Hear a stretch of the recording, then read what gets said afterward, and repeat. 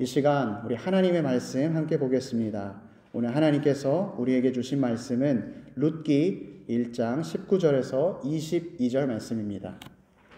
룻기 1장 19절에서 22절 말씀.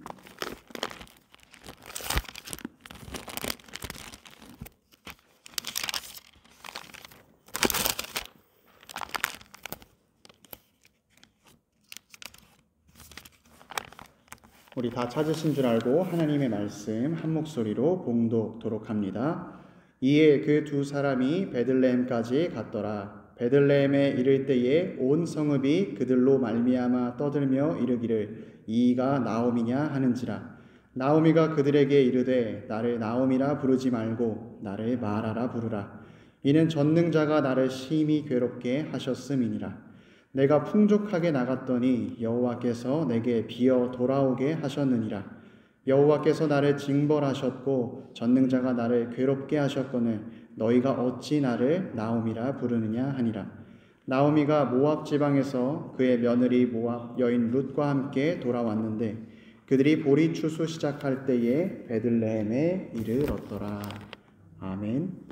저는 오늘 본문 말씀을 통해서 애통해 하는 자의 복이라는 제목으로 주의 말씀을 선포하겠습니다. 복됨, 이것은 성경에서 아주 빈번하게 등장하는 주제입니다. 성경의 처음과 끝이 복의 이야기라고 말할 정도로 복은 성경에서 아주 다양하게 등장합니다. 실제로 우리의 믿음은 복의 근원이신 하나님께 그 복을 구하는 신앙입니다. 이런 점에서 기독교는 기복 종교입니다. 신앙생활하는 데 있어서 만약에 주님의 복이 없다면 우리의 신앙은 너무나도 건조해지고 또 우리의 신앙 가운데 힘을 잃기 때문입니다. 그런데 최근의 문제는 이 복을 단순히 세속적인 차원으로만 생각하는 데 있습니다. 만약에 이 세상에서 잘 먹고 잘 사는 것이 복이라면 또 그것이 우리가 받는 복의 전부라면 그 믿음은 정말로 안타까운 믿음입니다. 주님께서는 우리에게 약속하신 복이 단지 이 세상에서의 복으로 끝나는 것이 아니라 더 높은 차원의, 더 깊은 차원의 복을 말씀하고 계시기 때문입니다. 오늘 룻기 1장의 말씀을 보시면 나오미가 드디어 베들레헴으로 돌아왔습니다. 그리고 10년 만에 고향 땅으로 돌아온 그녀에게 하나님께서는 복을 허락해 주십니다. 22절 말씀을 보시면 세 가지의 축복이 그녀에게 허락되어 있습니다. 나오미가 모압 지방에서 그의 며느리 모압 여인 룻과 함께 돌아왔는데 그들이 보리 추수 시작할 때에 베들레헴에 이르렀더라. 첫 번째 나오미가 받았던 복은 베들레헴에 이르는 것입니다. 우리가 살면서 내가 돌아갈 곳이 있다는 사실이 얼마나 위로가 되는지 모릅니다. 내가 실수하거나 잘못되었을 때 내가 갈 곳이 혹은 나를 지지해주고 도와주는 사람이 있다는 것이 얼마나 마음에 큰 위안이 되는지 모릅니다. 그런데 나오미는 그 모든 위안보다도 더 큰 하나님의 품 안으로 돌아오게 된 것입니다. 베들레헴은 단순히 지리적이고 물리적인 장소를 떠나서 영혼의 안식처, 하나님께로 돌아왔을 때 누리게 되는 가장 큰 축복을 이야기하고 있는 것입니다. 두 번째 나오미가 받은 복은 그의 며느리 모압 여인 룻과 함께 돌아왔다는 사실입니다. 나오미는 모압 땅으로 가서 10년 동안 가장 불행한 인생을 산 여인이었습니다. 남편을 먼저 보내고 믿었던 두 아들도 떠나가게 되었습니다. 그 10년의 세월이라는 시간 동안 나오미는 자기의 삶을 돌아보았을 때 아무런 것도 남는 것이 없다고 생각했습니다. 그러나 하나님께서는 나오미와 룻이 베들레헴에 돌아오게 하셨습니다. 룻의 이름의 뜻은 우정, 친구라는 뜻입니다. 우리가 하나님께로 돌아왔을 때에 나의 어떠한 시간이 낭비되었다고 생각될 때, 또 나의 시간이 후회된다고 생각될 때 주님께서는 그 시간을 의미 있게 만들어 주십니다. 남은 게 없다라고 생각했을 때 남아있는 것이 있게 보여주십니다. 하나님께서는 언제나 이렇게 축복해 주셨습니다. 아담과 하와가 에덴 동산에 나갔을 때에 유일하게 붙잡았던 것은 너의 아들이 태어나서 뱀의 머리를 상하게 할 것이라는 그 약속 하나였습니다. 그래서 아들을 보게 되었습니다. 가인, 얻었다. 내가 정말로 주의 약속대로 이 아들을 얻었다라고 고백했습니다. 그런데 우리가 잘 알듯이 그 결과가 어떻게 되었습니까? 가인이 자신의 동생 아벨을 죽이고 자기는 살인자가 되어서 떠돌이 인생을 살게 되었습니다. 아담과 하와 입장에서는 너무나도 절망스럽고 하나님께서는 도대체 나에게 왜 이런 일을 허락하시는 건가 이해할 수가 없었습니다. 그때에 주님께서는 또 다른 아들 셋을 주셨습니다. 대리자, 대신할 수 있는 자를 허락해 주신 것입니다. 오늘 나오미가 받았던 세 번째 복은 그들이 보리 추수 시작할 때에 돌아왔다는 사실입니다. 현실적으로 주님 안에 돌아왔을 때 영혼의 안식을 누리고 또 내 옆에 동료와 친구가 있다 할지라도 우리의 먹고 사는 문제, 실질적인 문제가 해결되지 않으면 우리에게 정말로 힘든 시간을 보낼 수밖에 없습니다. 그때 주님께서는 그들이 돌아온 시간이 보리 추수할 시간이었다라고 말합니다. 하나님의 율법을 지키는 정의로운 사람이 남아있다면 이 시간 가운데 고아와 과부와 객을 지키고 도와주는 도움의 손길이 있을 것입니다. 나오미와 룻은 하나님의 축복을 통해서 텅 비었던 자기의 인생 가운데 하나님의 양식이 마르지 않게 공급될 것입니다. 신자의 삶에는 우리가 보았던 것처럼 이러한 축복이 가득합니다. 풍성하고 넘칩니다. 그런데 나오미가 어떻게 이런 복을 받을 수 있게 되었습니까? 우리도 이러한 복을 받아야 하는데 하나님께 우리는 어떻게 이러한 복을 받을 수 있겠습니까? 오늘 나오미가 주님께 드리는 고백을 묵상하십시오. 그녀의 고백은 자신의 불행에서 끝나게 하는 것이 아니라 하나님께서 주시는 축복으로 가득한 인생으로 바꾸게 되었습니다. 나오미는 이렇게 고백합니다. 20절 말씀에 나를 나오미라 부르지 말고 나를 마라라 부르라. 나오미는 더 이상 자기의 이름을 나오미, 기쁨이라고 부르지 말고 마라, 쓰다라고 불러달라 합니다. 왜냐하면 20절 말씀에 이는 전능자가 나를 심히 괴롭게 하셨음이니라. 최상급의 표현을 써서 인생의 가장 쓴맛을 내가 경험했기 때문에 더 이상 나의 인생은 기쁨이 아니라 괴로운 인생이다 불러달라 말하는 것입니다. 그녀가 겪은 괴로움이 무엇인지 21절 말씀은 구체적으로 이렇게 증거합니다. 내가 풍족하게 나갔더니 여호와께서 내게 비어 돌아오게 하셨느니라. 나오미는 자기가 돌아오기 전에 풍족한 삶이었다고 말합니다. 실제로 그랬습니다. 나오미가 처음에 모압 땅으로 가기 전에 그들 집안은 베들레헴에서 굉장히 유력한 집안이었습니다. 다른 사람은 어려울지라도 이 집안은 부족함이 없었습니다. 또 나오미는 자신의 남편이 있었고 든든한 두 아들이 있었습니다. 풍족한 인생이었습니다. 그러나 그녀는 모압 땅에서 자신이 가지고 있었던 이 풍족함을 몽땅 다 잃어버렸습니다. 나오미가 이 몽땅 잃어버린 이유를 말하길 여호와께서 내게 비어 돌아오게 하셨느니라. 자연적으로 발생한 것이 아니라 하나님께서 나의 삶에 개입하셨다 말합니다. 이어서 그녀는 말하기를 21절에 여호와께서 나를 징벌하셨고 전능자가 나를 괴롭게 하셨거늘. 전능자가 나의 그 삶에서 마치 증거를 제시하고 또 반대의 신문을 하듯이 내 계획과 의도와는 정반대로 일을 틀어버렸다라는 의미입니다. 나오미는 괴로움에 견딜 수가 없습니다. 상실감에 휩싸였습니다. 전능자 하나님이 자신에게 이 모든 재앙을 주셨기 때문입니다. 이상하지 않습니까? 복을 받기 위한 고백이라고 하기에는 나오미의 이 고백은 너무나도 보잘것없고 상실감에 가득 차 있습니다.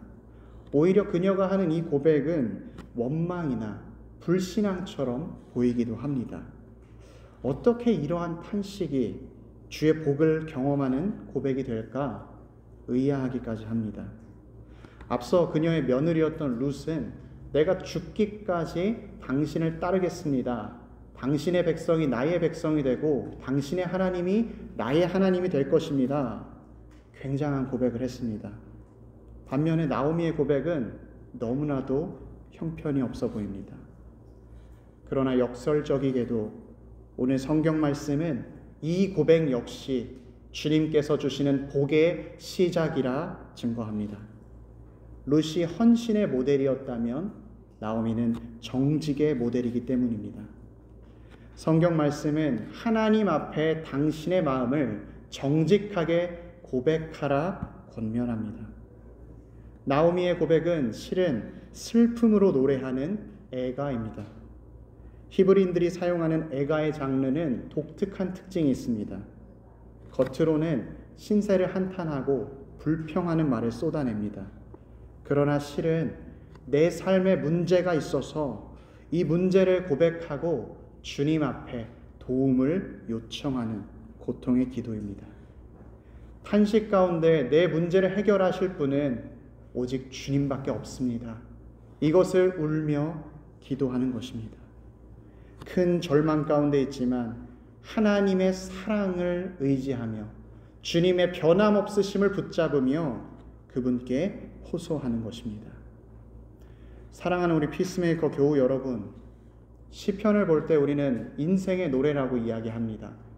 그런데 시편의 150편 중에서 가장 많은 비중을 차지하는 것이 슬픔을 노래하는 애가입니다. 저는 우리의 인생이 언제나 행복하고 희망이 넘치고 찬양하는 삶 되길 원합니다. 그러나 우리가 경험적으로 잘 알고 있듯이 언제나 기쁘지는 못합니다. 오히려 살면서 힘든 시간을 마주하기도 하고 왜 나에게 이런 일이 일어나야 하지 좌절하기도 합니다. 또 슬픔 때문에 가슴이 터질 것 같은데 그 슬픔을 해결할 방법을 모릅니다. 동시에 내가 감당해야 할 일들은 여전히 산적해 있습니다. 이때에 우리가 할 수 있는 것이 무엇입니까?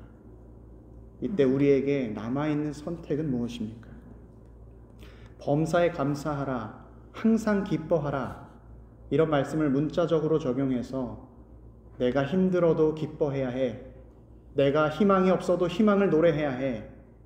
성경은 이렇게 우리에게 거짓을 말하지 않습니다.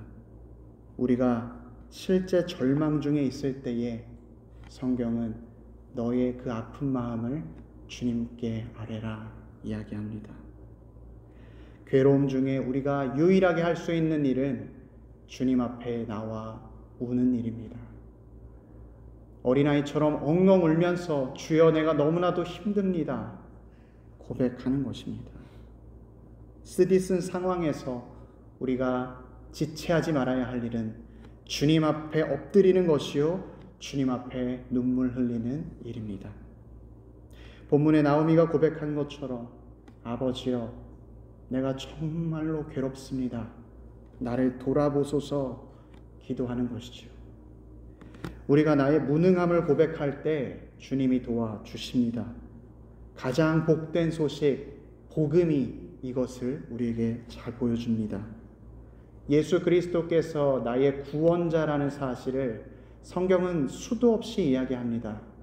그러나 내가 구원받아야 할 죄인이라는 사실, 내가 죽을 수밖에 없다는 사실을 모르는 사람에게 복음은 복된 소식이 되지 못합니다.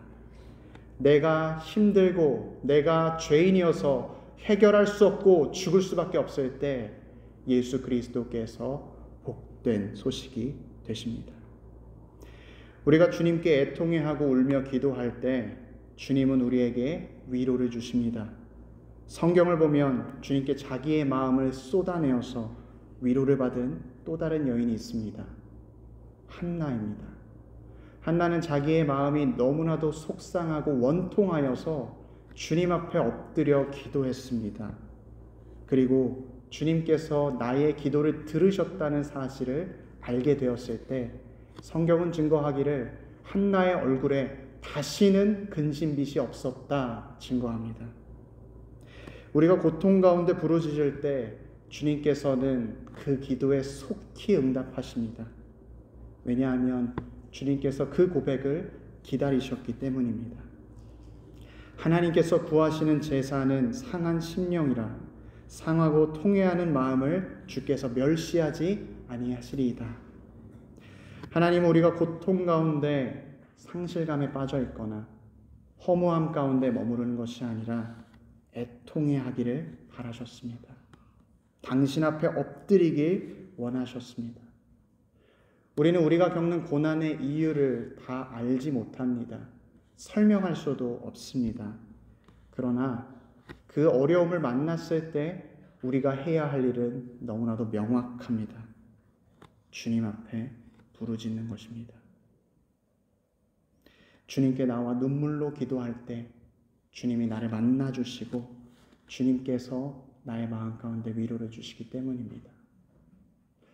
우리가 주님 앞에 기도할 때 깨닫게 되는 영적인 진리가 하나 있습니다. 이 고난이 실은 주님께서 나를 부르시는 간절한 외침이었다는 사실입니다. 인간에게 있어서 가장 큰 고난과 끔찍한 재앙은 하나님께서도 포기하셨다는 사실입니다. 그러나 고난이 있다는 것은 역설적으로 주님께서 나를 여전히 포기하지 않으시고 사랑하신다는 증거요, 나를 찾으신다는 주님의 외침인 것입니다. 우리는 그동안 내가 얼마나 주님을 떠났으면 주님께서 나를 이렇게까지 붙잡으실까? 원망하는 기도가 아닌 회개하는 기도를 하게 될 것입니다. 어린아이들은 어려움을 당하면 원망합니다. 우리 주일학교 친구들, 엄마가 잔소리하면 짜증나고 밉지요. 그러나 장성한 성인들은 그 잔소리가 짜증나는 것이 아니라 나에게 그 말을 왜 하는지에 대한 의미와 그 마음을 생각하기 마련입니다. 고난은 우리를 성숙하게 합니다. 그 전에 보지 못했던 하나님의 부르심을 듣게 하고 하나님을 보게 만드는 것입니다. 미국에 르네 스피츠라는 의사가 있었습니다. 이분이 고아를 불쌍히 여기며 사랑하는 의사였습니다. 그래서 국립병원에 담당하는 의사가 되었습니다. 그곳에는 아기 때부터 고아로 자라나는 아이들이 많이 있었기 때문에 이 의사는 그들이 가장 좋은 환경에서 잘 자라날 수 있도록 열심히 최선을 다했습니다. 아기들에게 할 수 있는 영양분을 최대한 공급하고 편의시설을 잘 관리했습니다. 그런데 아기들이 건강하지도 않고 행복하지도 않았습니다. 계속 병에 들었습니다. 분명히 좋은 영양분을 공급하고 제일 좋은 시설에서 생활하는데 왜 아이들은 병에 들까? 이게 왜 그럴까? 스피츠 의사는 그 병을 시들어가는 병, 마라스무스라고 이름을 붙였습니다. 그런데 이 스피츠 박사가 겨울에 멕시코에 휴가를 가게 되었을 때 그곳에서 고아들을 키우는 병원에 가게 됐습니다. 그 병원은 시설도 좋지 않았고 영양분이 충분히 공급되지도 못했습니다. 그런데 아이들은 건강하고 행복했습니다. 병도 걸리지 않았습니다.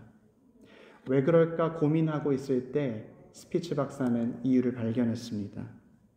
동네에 사는 부인들이 매일 그 병원에 와서 아이들과 놀아주고 이야기하고 함께 그네를 타주는 것을 보게 되었습니다.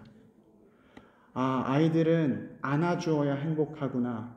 아이들은 잘 먹고 무언가 잘 공급받는 게 아니라 직접 내가 그들과 놀아주어야 하는구나. 그래서 스피치 박사는 이런 글을 썼습니다. 접촉을 가진 아이는 건강하게 자란다. 유모차에서 피부에 접촉이 없이 자란 아이들은 점점 약해졌다. 점점 세포들이 죽어갔다. 우유병으로 키우면 병이 많아진다. 가장 강한 접촉은 입과 입술로 엄마의 젖을 먹는 것이다. 엄마의 품에 안기지 못한 아이들은 병이 많이 들었다. 저는 이 스피치 박사가 발견한 이 깨달음이 우리 영적인 건강에도 동일하게 적용된다 생각합니다. 우리가 아무리 풍족한 상황에서 살아갈지라도 하나님이 아닌 어떤 것도 우리를 만족시키지 못합니다. 우리가 하나님 앞에 나아가지 아니하면 다른 어떤 좋은 것이 공급된다 할지라도 주님이 아니기 때문에, 우리 영혼의 안식처가 아니기 때문에 우리는 병들어갈 수밖에 없습니다. 하나님께서는 거짓 마음으로 할렐루야를 외치면서 내가 아무 문제가 없습니다 찬양하는 것보다 정직한 자의 절망과 절규를 기다리십니다. 오늘 나오미는 애가를 부르면서 좌절해서 희망으로 나아갔습니다. 여전히 그녀의 인생은 괴롭고 쓴 인생이지만 울면서 주님 앞으로 돌아갔습니다. 그리고 우리가 확인한 것처럼 그녀는 놀라운 축복을 경험하게 되었습니다. 사랑하는 우리 피스메이커 교우 여러분, 여러분은 고통 중에 있을 때 무엇을 하시겠습니까? 주님 앞에 정직하게 슬픔의 노래를 부르시겠습니까? 그렇다면 하나님께서 그 간구를 들으시고 응답하사 구원을 허락하십니다. 마음 가운데 하나님이 나와 언제나 함께 하신다, 전능하신 하나님이 나를 위해 일하신다는 그 확신 가지고 살아갑니다. 바라기는 우리 모두 다 애통함 가운데 주님께 기도하여 주님 주시는 복을 경험하는 우리 모든 피스메이커 교우분들 다 되시기를 축원합니다. 이 시간 우리의 마음을 솔직하게 주님 앞에 고백합시다. 주여, 내 마음 아시지요? 주님, 내가 너무 힘듭니다. 이 시간 주여 나의 마음을 받아주시옵소서. 다 함께 기도합니다.